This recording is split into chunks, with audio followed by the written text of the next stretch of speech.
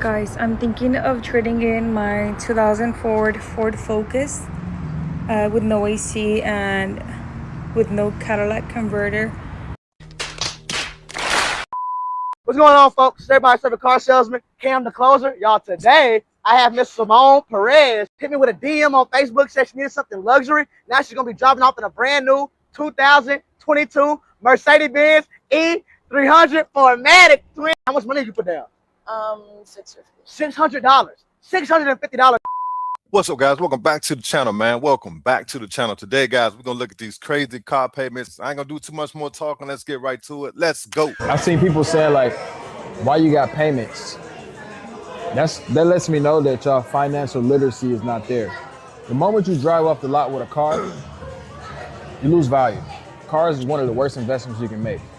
So I'd rather put something down on a nice car that I really want, pay a monthly fee, add a little interest on top. And if I want to get out that motherfucker later on, I do that. Whether I bought it, whatever. Cars aren't meant to be bought full out. Build your credit. Why not build your credit with the car, paying monthly, and you still got the car? I have never bought a car full out. The only cars I bought full out was for my mom. Her 2 Mercedes. So what y'all think? So what I'm getting is he's saying you could use the car to build your credit up, and then I guess buy it out afterwards. Let those payments hit to build up your credit. Then after that, go ahead and pay it off and keep the car. That's basically what I'm getting from what he's saying. Leave your comments. What y'all think DDG was talking about? What you said? Four On credit card. got you at 432, 441. Wow. I don't know about what's the other one? Experience. Experience. I got them too. Yeah, you should use them primarily. Credit Karma doesn't. Experience. Yeah, because Credit Karma doesn't And then it's time to put in. give accurate information. But if they got you at a 432, 9 times out of 10, it. Yeah. I know. Yeah. And I'm like, Credit Karma. but because I don't have much on the credit report. I'm trying to build it up because I don't do credit cards, and that's the thing that it's like, oh, you need to do something. I don't want to do credit cards, but the only thing that's on my credit report is this stupid ass car, and probably I think a loan for $1,000 or something, and then another one for $160 or something like that. So I don't have much on my credit report. Why don't you just pay those things off? See, that's my thing. When you got little loans and stuff like that on your credit report, it's best to pay that stuff off before you go and try to buy a car. That's where people make the mistakes. Those little installment loans can make a difference in a lot of points on your credit report. So if she was to pay that stuff down or pay it off, it'll raise her credit score. The $1,000 one and the $160 one. Yeah, I'm working on it. Exactly. But one of them, I think I paid before, but they didn't. What's the name of it? They didn't take it off. Yeah.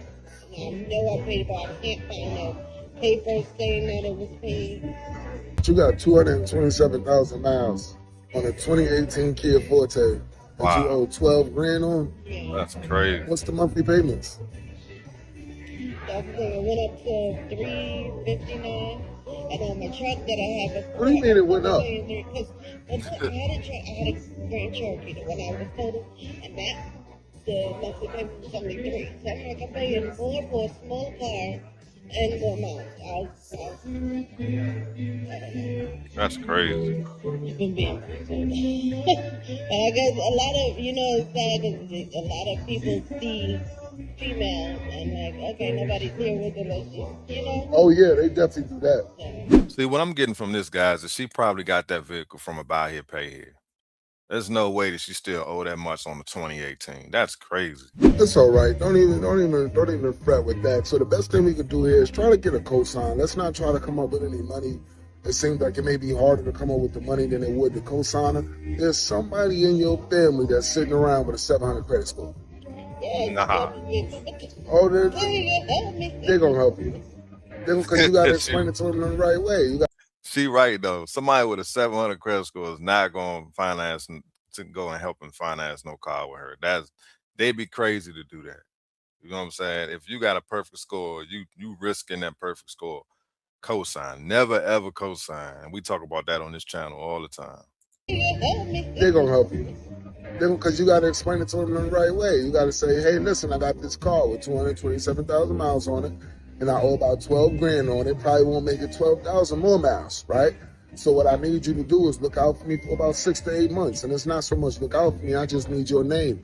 I just need you to put your name on this credit. I'm going to pay my bills on time, and I'll take you off during the refinancing process.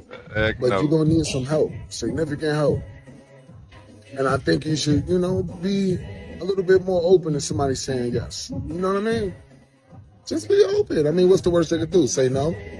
Ain't no way, Slim. Okay, but you don't like to know? No, that's why I don't ask, because I don't want to know. No, we gotta change that. As a people, we gotta change that. We gotta start learning to hear no. It's better than your car being on the side of the road.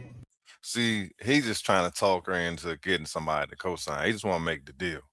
Because he's going to make a ton of money off this deal right here. That's all. He just trying to manipulate her, man. There's no way, bro. Nobody in their right mind will co-sign it. We need some help. You want to try to get us some help? You help me? I'm helping you. We'll give you the information and the knowledge. I'm helping you. This is helping. Each one teach one. This is helping. No way, Slim. This is helping. Trust me. This information can go a long way. All you got to do is ask the right people and we in the door. I can ask them for you. That's wild. Let still go, man. Nobody know what to do with us. They probably will. They just never got asked the correct way. No, what's the correct way? By explaining the situation at hand, letting them know that they don't got to stay on the loan for the entirety of the loan. Letting them know that they got some options. Nah, bro. See, most people think they're gonna be. Yeah, I would rather use that. But it ain't my choice if y'all don't know what's the name, but who does it? Yeah, but Credit Karma is not accurate. So you're right. We do use Equifax. However, Credit Karma is not accurate. Never use Credit Karma. I only use Credit Karma to see what items are actually on my credit report. As far as my credit score, I never go by them. They're usually about 50 to 60 points off. So never go off Credit Karma. They're good at seeing the items on your report. Don't get me wrong. But as far as your actual credit scores, nah, don't use them. So it's not probably giving you a fair reading on what your score really is. Not at all. Yeah, she's in a situation where she's gonna have to just either keep that car or she got gap insurance, hopefully. That's her only options. You'd be crazy to co-sign for that deal. 50 cents. 2 years. I'm paying a mortgage. Ooh, I won't lie, I've kind of felt that a little physically. I feel it physically every day. My goodness. If we were able to get you out of this Grand Cherokee, what would you be interested in getting into? If I can get out of it, that's the thing. I mean, we've definitely helped people, get out of negative equity situations before. Have you been to any dealerships and have they appraised this car for you? I've been back to, but they couldn't get me out of it. And what's the credit situation? How's the credit right now? Not the greatest. Would you say it's fair? No, I'm buying like 590. 590 is pretty fair. Don't worry. They ran my credit, What? and the reason why Wait I a won't go minute. back. When is 590 a fair credit score? I thought it had to be at least a 600, 650, something like that, 620. I know I must be behind the times, but ain't no way 590 is fair credit. Like, come on, bro. To them because I'm not going to get into what they suggest me to do, which I don't respect any dealerships when they tell you to do the craziness. I could come out to you about like 10:30. No worries. Okay. Perfect. I'm here for you, okay? All right. I'll see you soon.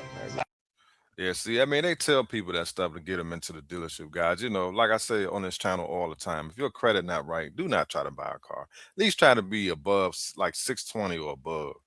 At least you have a fair chance of getting a decent interest rate.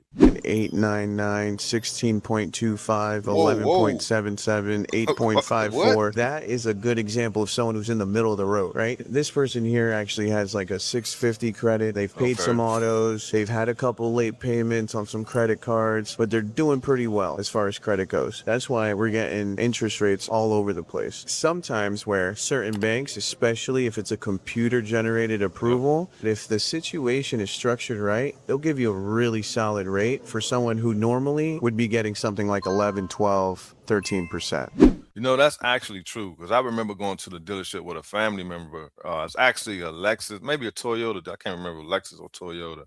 and they had like a 660, 650 credit score, and they still ended up getting the Lexus interest rate, which was like a 4.5 or something like that. And normally in any other dealership, he's right, you probably get like 11% or something like that, or 8% in today's time. But sometimes if your credit, it depends on your credit profile. That's why I tell people, pay down your credit cards and try to get some negative items removed off your credit report before you go to the dealership. But just because your credit score is not super high doesn't mean you can't get some of the lower rates. It just depends on the finance person, the relationship they got with some of the banks. And some dealerships run specials. They may still be able to get you a low interest rate. It just all depends. But at least be above 620 or above to even have a chance. In the Q5 I have, the 2022. Wanted to see what questions you have before coming in, man. What kind of financing you guys offer? Do you guys offer in-house financing? So we do traditional financing. What's your situation, man? Well, not really great credit, to be honest with you. No problem. I got programs for everybody. Have you financed before? No, I was trying to see what options I could have. Gotcha. So it's your first time financing. Are you working currently? Yes, currently working. Full-time pay stub job? I just started. Okay. How long you been there?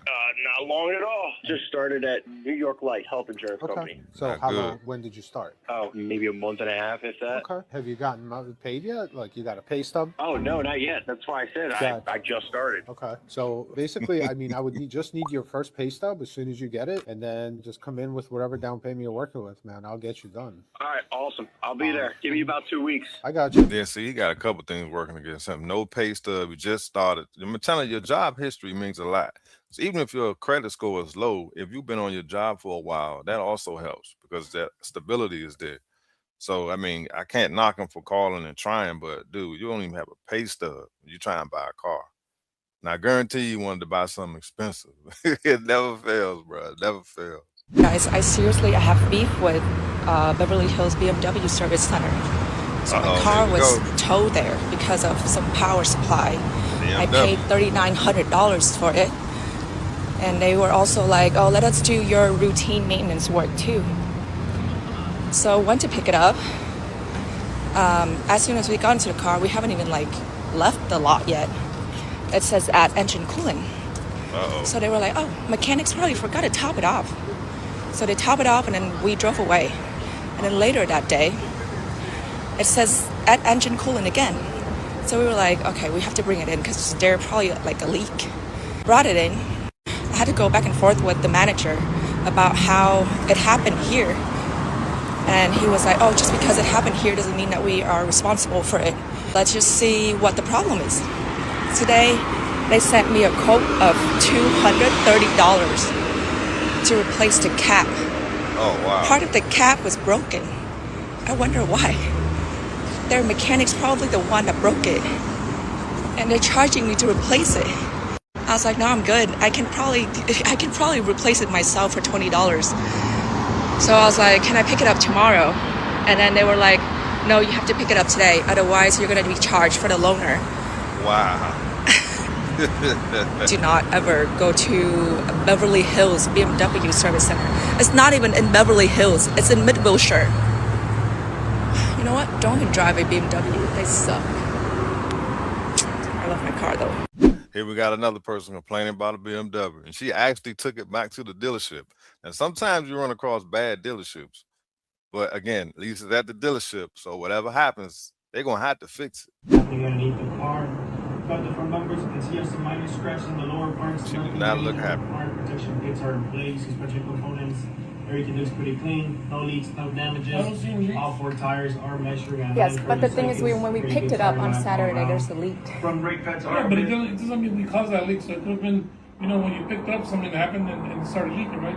And when we do our inspection, if we don't find any leaks, then obviously we're not going to recommend it for a leak. But they pulled it up. I know. And again, well, let's see what the cause is. Okay. And then we'll move forward from there. But again, we didn't cause your pool.